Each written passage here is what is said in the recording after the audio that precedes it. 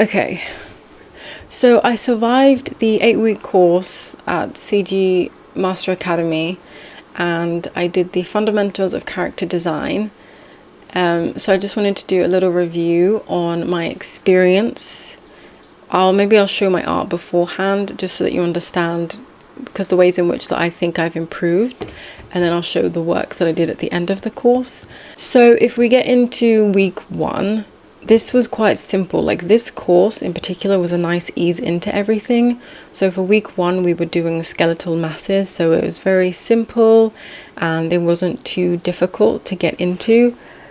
You have a certain amount of work that you need to do. So for example, if you need to draw like 10 things, for example, I would sometimes do more if I was actually able to, but most of the feedback that I got from this was more so on layout and then a little bit on the actual drawings that I did. So if I'm working with line work, then to only put things on a white background, to leave an edge around the canvas so that there's more space. Also, I need to watch my spacing in terms of the figures that I'm putting on the page and stay consistent within my drawings. A lot of the time there's something's very easy for me to draw, I put the most effort into that, and then when something's quite hard, I find myself sort of giving up in a way. To be careful for how the bones move and understand that bones don't bend, or they shouldn't. They can, they shouldn't. And I also took this into consideration for the next few weeks, because the teacher will pick up on that if they've given you feedback and then you just continue to maybe make the same mistakes over and over again. So for week 2, now it was a nice ease into it, but then I felt it picking up because I've never done this sort of assignment before. We had to draw a sack of flour.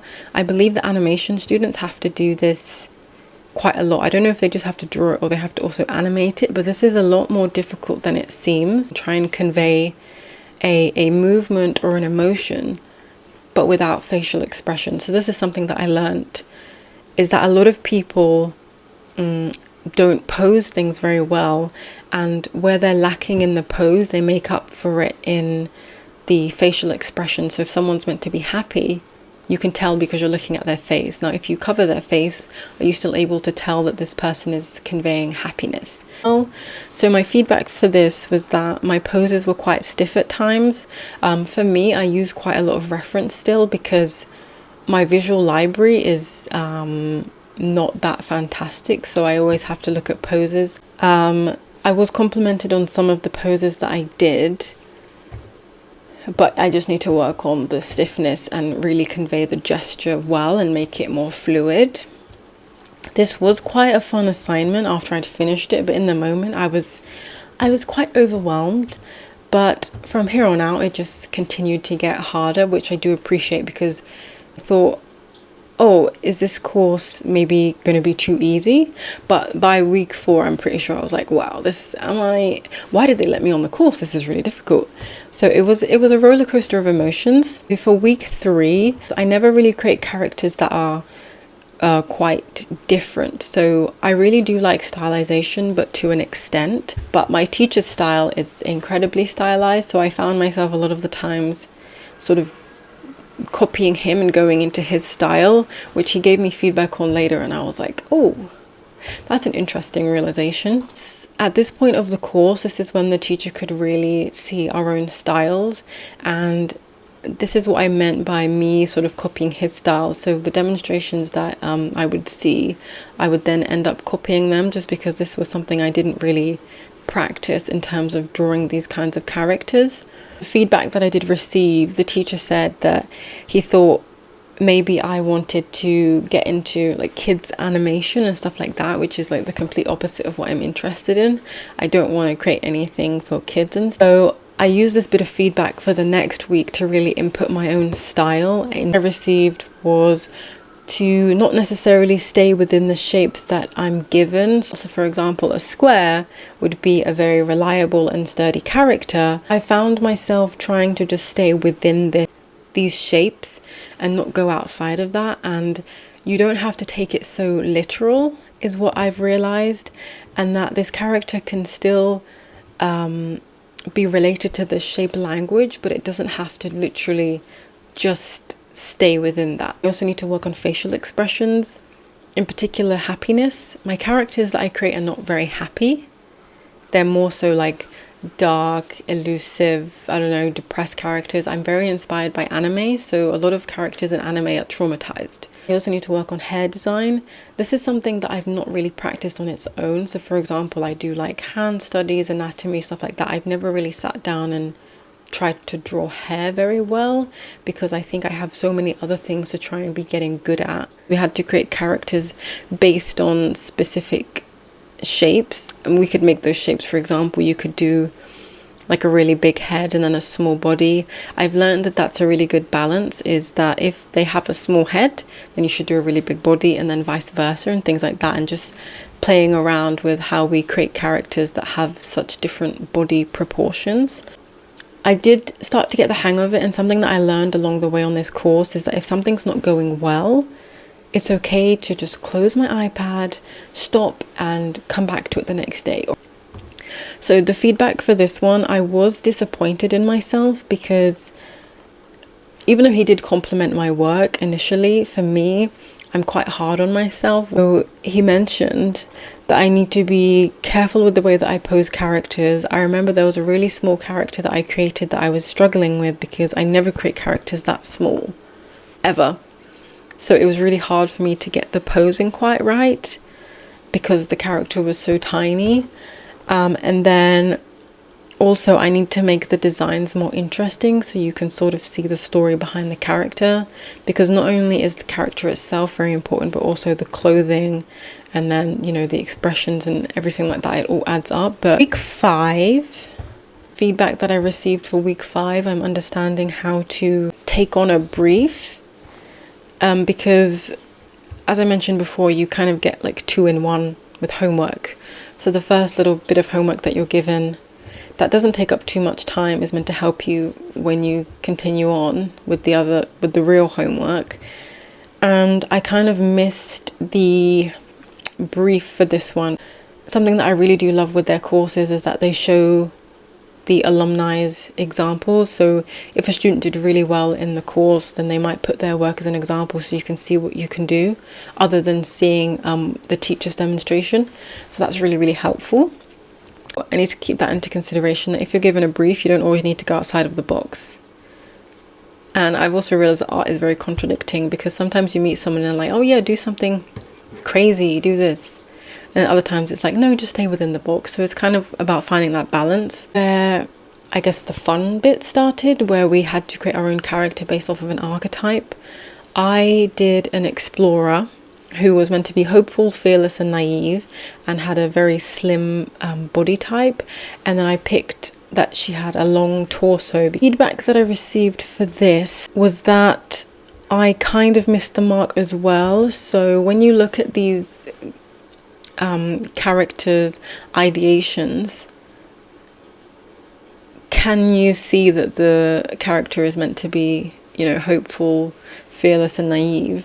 And apparently only one character fit that. So then, because the teacher liked that one, I decided to move forward with that. You didn't necessarily have to listen to the teacher, but of course I'm going to. Yeah, I took this successful character and used her for the next development stages. Week 6, we had to work on expressions. Now this was hard for me, but it was something I'm more comfortable with. I'm a lot more comfortable with drawing portraits and faces than I am with drawing the body. So for this, my feedback was quite good. And at this point, the feedback does get a little bit shorter. So rather than the teacher being like, oh, this is what you need to fix, this and this and this, it's more so, oh, was this successful, was this not? And then of course he would point out sometimes if you need to work on the anatomy or the structure of something like that. But it wasn't as in-depth as before with like the nitpicking of everything. So the feedback for this one was that I need to watch out for tensions so that my design is not messy, and to ensure that there is a good silhouette. Sometimes for me, I've realized that this is inevitable with some poses, but I can try and do my best to make sure that the silhouette would be successful. So what I took back from this was that if I was drawing something and I needed to send it off to a 3D artist, is that artist going to hate me for the rest of my life because I've sent them something super difficult to understand? If the answer is no, then it's fine. If the answer is yes, then I need to just revise what I've drawn. I did very well with the facial expressions and the likeness of the character. For week 7, I had to implement full body posing again. And then also render it as well, which is not my speciality. And even though I was struggling a lot, the feedback, I didn't get any negative feedback. Well, no, I did. It wasn't as negative as the other ones, like piling on. I said that I have great potential with these poses and that I need to work on my contrast. The contrast of this piece based on what my teacher had mentioned. And then it really helped because then the next week we were working on colours, and we then had to create like a fully rendered piece of this character. Since my character is an explorer, it would make sense that the colours that she wears are quite earthy toned, like greens and browns, oranges, things like that. Whereas on one of my initial explorations, I had her in like a bright purple t-shirt, which made no sense because why would she be wearing that in the forest? Also, I think it's really important to understand when you're creating a character is where are the materials coming from. So of course she's wearing a jumper, that's fine, you can get that from any shop, any colour.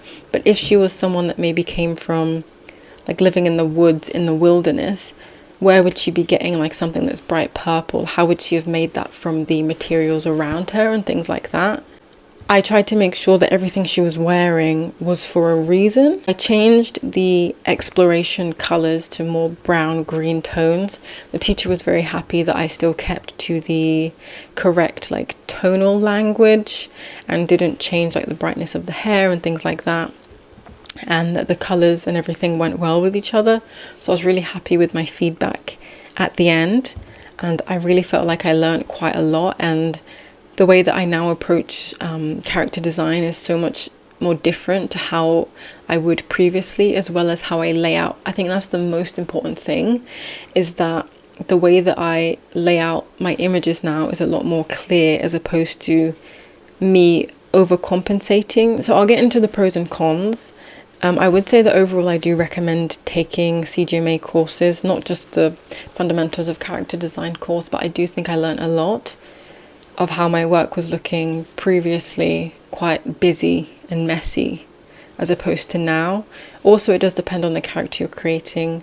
It made sense to create quite a simple layout because this character was quite happy. I don't know, it just made sense. That made sense for me. So I will be taking more classes from them in the future because it really does help me improve, because you're getting assignments each week and the instructor is there to make sure that you're not repeating these same mistakes, because after a while you don't want to keep being corrected on the same thing that's already been pointed out. You're able to get in contact with the instructor other than through the live Q&As, and if you're not able to access the Q&A because maybe time zone differences, for me I was lucky because this teacher is also living in the UK, so it was fine for me. After work I could just attend each of the live sessions, but for some people they might not be able to, or they are busy. They'll be recorded. You can leave questions in the class forum, and or you could email any questions that you have to the teacher if you didn't want them to be seen for some reason. The feedback is incredibly important. I think that's like the main thing. Of course the course materials are really good, but the feedback is the main thing, because you could just be making the same mistakes over and over again. There are times when I've seen artists work and they do a before and after for like how their art was 2 years ago, and for me I saw one recently and I thought I couldn't even see the difference in their work. Draw all you want. You can draw every single day, like everyone always says, draw every single day. You can, but if you're just drawing the same thing over and over again and you're not looking at how to improve your work, then you're not going to be improving anytime soon. This institution is quite affordable compared to some of the others. There are some other ones that I really want to take, but realistically at this point I don't think I would be able to. And it's very flexible in terms of if you have a full-time job, stuff like that. I have a full-time job and I have hobbies and like a life to live, so sometimes it can be quite difficult to balance some of the other ones if they're structured in a way where you need to like attend this class at this time. It's not realistic for a lot of people. So I really like that CGMA is quite flexible for adults and even just people in school as well. I also like that they have different teachers, like a bunch of different teachers. Someone mentioned on my last video, on my review for Mark Brunet's art school, that the teacher is not necessarily important, but it's 50-50.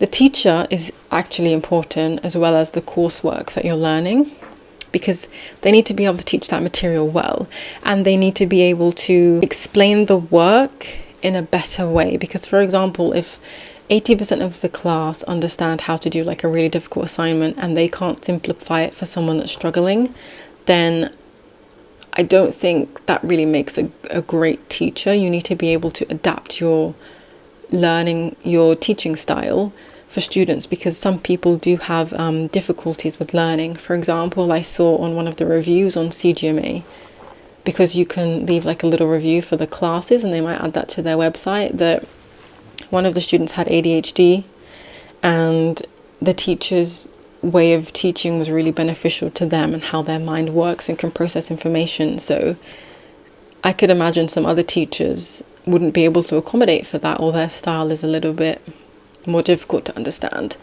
I'm someone that if I don't understand something in the beginning, I need you to explain it to me like I'm a baby, and like English is not my first language, you know? You need to be really simple. Like now I'm at a point where I'm understanding art a lot more, so I can understand some more complex instructions, but still I need a lot of things to be simplified, and there's no shame in that. Everyone has different learning styles, but I think that the teacher is quite important as well as the coursework. Getting on to the cons, there's only like 2 that I could think of, and it's more so that there's not much of a community. But this also does depend on your class in itself. Like next week, the class could be super friendly. Not that they weren't nice, but we weren't really talking to each other. So I could imagine maybe there's some classes where the students are really collaborating and, you know, maybe asking each other for help or asking people how they did and stuff like that. It all depends on the people in your class, because these courses are open to everyone, so they're also open to professionals. They might already be in the industry, not really wanting to talk. Some people just might be too busy, stuff like that. So it didn't really feel like a community in that sense. And in terms of like networking and stuff, but I guess it can kind of make sense because you're just doing it online. And then also, depending on the complexity of the task, I did mention this a little bit, but the homework is given out on a Monday. And then on Wednesday, you have the Q&A. That's, for me, it was at 7 p.m. UK time. So it's like 3 full days sort of like gone down the drain for me, waiting for my feedback so then I can start working. And obviously people have full-time jobs and stuff like this. They might have plans on the weekend, so you want to really put your all into it. But I would really prefer if everything just came out on the Monday, so the new assignment as well as the Q&A and the feedback that we're getting for the previous week, just so then we can crack on.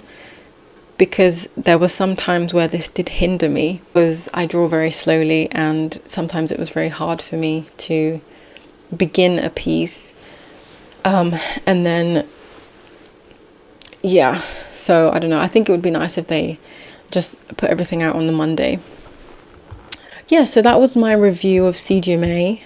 I highly recommend it, and if anyone has any questions about it, maybe something that I didn't necessarily cover, I tried to make this video not too long, but who knows. Thank you for watching my video, and I'll see you next time.